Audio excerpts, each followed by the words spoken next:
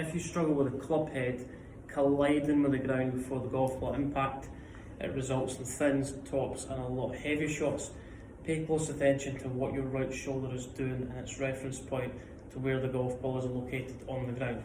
One of the biggest things we do see, golfers will get into the impact position and their right shoulder and right hip are behind the golf ball at impact. So great drill to explore to generate a little bit of feedback. The biggest things we do see, people don't transfer their weight enough into the downswing towards the left side. You start to see the right shoulder drop behind the golf ball, the left shoulder goes up, so the right shoulder works down too abruptly, your weight stays on your right foot, and then from there, my sternum is behind the golf ball. So right hip and right shoulder fall back behind the golf ball, my head falls back, my weight stays on my right foot. If you're this golfer, what we want to do is place the grip end of the club quite close to your right shoulder.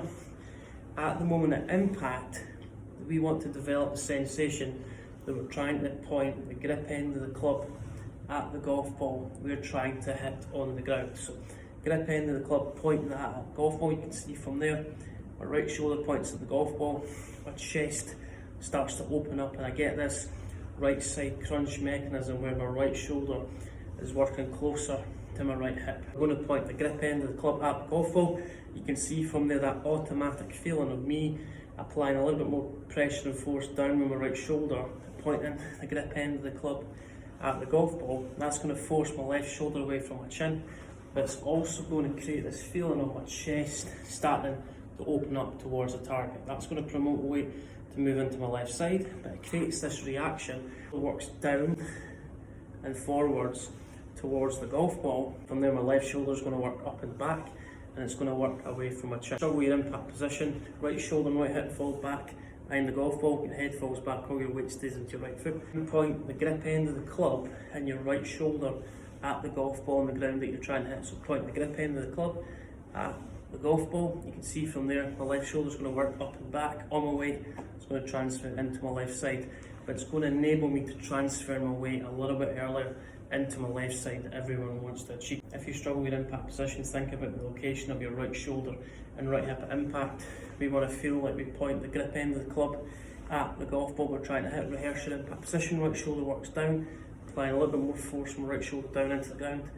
Left shoulder is going to work up and back, and my chest is going to open up towards the target. That's going to enable me to get my pressure and weight moving into my left side, but it's going to allow me to create this golf ball first and then ground interaction second. It's going to help me promote a little bit more of a consistent ball strike, but it's also going to create a little bit more compression. Point the grip end of the club at the golf ball impact, right shoulder's going to work down, left shoulder's going to work up, my right knee's moving ahead of my right ankle, all my weight transfers into my left side.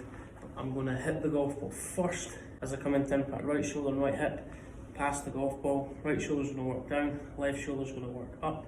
And that reaction of the right shoulder point at the golf ball is going to push the left shoulder out of the way and left side of the body out of the way, which is going to enable me to transfer my weight into my left side a little bit earlier and create that ball first, ground second into the action, which is going to help me move my low point forward and improve my impact conditions, club face control, and also enable me to move my low point forward, which everyone wants to achieve. Shoulder at the golf ball, rehearse your impact position. My right shoulder is going to work down the way, left shoulder is going to work up. Put my hands on the club, rehearse my impact position, hands at the head. I feel like I'm turning the top edge of the club over the leading edge. And so turning the top edge of the club down into the ground, over the leading edge, hands at the head, hit the golf ball first, and I'm visualising hitting all three golf balls at the same time. Visualising the club stays a little bit lower to the ground all the way through for a fraction of a second, then the grip end of the club is going to work up and left through impact as the body starts to extend. Hands ahead for a split second, grip end of the club pointing towards left hip, and as my body starts to extend, as my left shoulder works up and back and it separates itself from my chin, my body's going to start to extend and the club's going to work up and left through impact. So if you struggle with impact position, just get your right shoulder and right hip past the golf ball impact. Chest is going to open up, weight's going to move to your left side.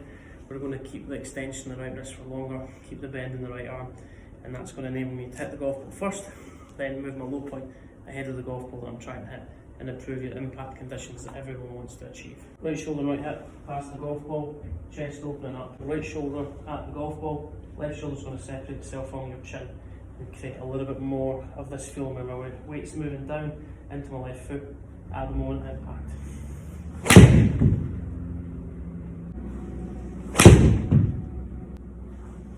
it.